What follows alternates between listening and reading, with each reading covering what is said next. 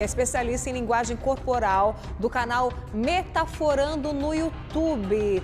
Boa noite para você, Vitor. Obrigada pela participação aqui no TV Fama.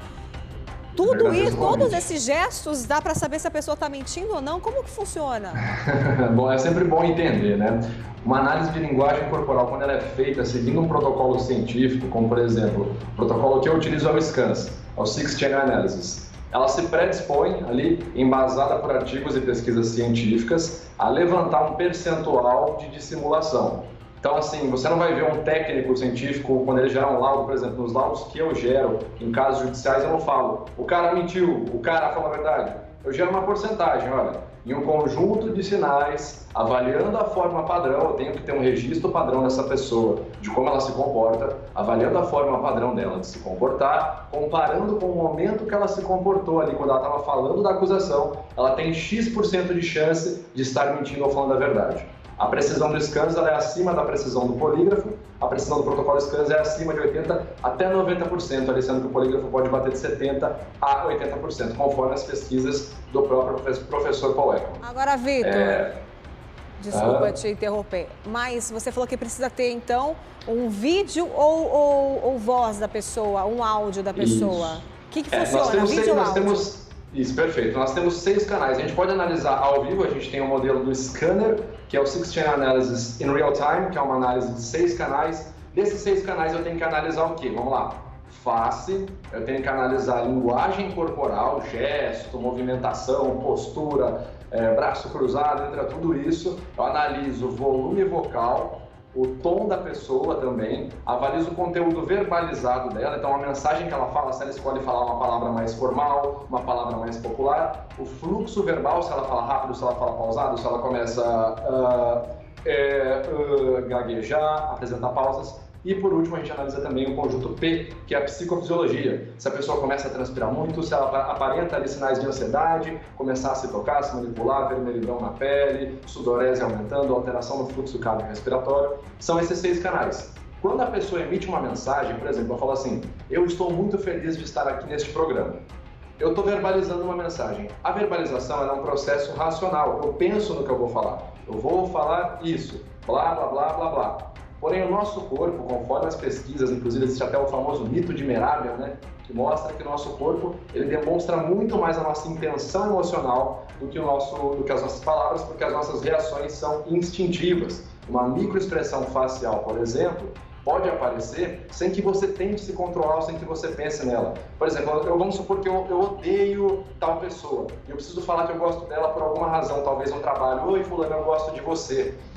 Sem que eu perceba, eu vou puxar o meu canto da boca, o que vai configurar uma microexpressão de desprezo, caracterizada pela contração aqui no músculo glucinador 14 ao 14 de forma lateral. Então eu não penso para fazer isso. Por isso que a gente diz que o corpo fala, né? A gente verbaliza pensando, só que o corpo trai a gente, infelizmente, em alguns casos. Bom, Vitor, e a última pergunta que eu tenho para você, achei isso sensacional. Gente, a gente tem que ficar ligado nos nossos movimentos também, dar uma disfarçada também.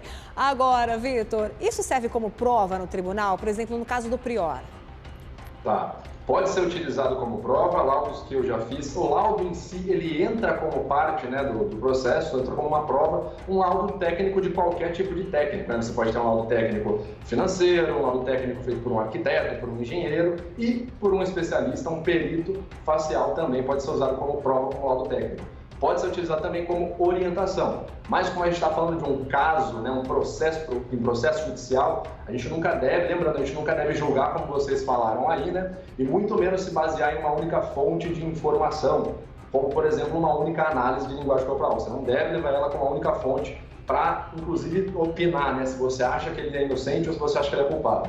Ainda mais se tratando de um processo, é necessário averiguar as provas e entrar ali nos autos e no decorrer do processo para poder entender o que de fato vai acontecer. Vitor Santos, legalmente, então, ele é inocente. Então, o Prior, nesse caso, seria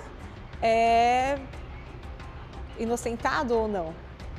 Então, é o famoso até que se prove o contrário, todo mundo é inocente até que se prove o contrário. O que você perguntou ali para a Lisa, ela que tem que provar que o Prior é culpado ou o Prior que tem que provar que ele é inocente? Em teoria, lembrando, eu estou colocando uma qualificação. Não estou falando eu sou a favor do Prior ou eu sou contra. Estou falando apenas da lei. Juridicamente falando, todo mundo é inocente até que se prove o contrário. Se eu te acuso, eu preciso provar que você fez isso, certo? O problema é que quando a gente entra no crime de estupro, ele tem uma condição muito difícil, porque a maioria dos casos onde o estupro é praticado, no caso real, geralmente é difícil de você fornecer prova, né? Geralmente são locais escuros, uma festa ou quando ninguém está olhando, então dificilmente você vai ter, a não ser que você tenha uma coleta de material genético, mas você vai ter uma prova que anexe diretamente à pessoa, né? Por exemplo, teve uma garota que ela tem um laudo, se eu não me engano, ela tem um laudo médico, tem um boletim médico, uma documentação médica. Certo? Aí você entrando pelo princípio ali, né, tentando entender de forma jurídica, ela vai ter que provar que esse laudo, esse boletim médico, está diretamente associado ao Prior.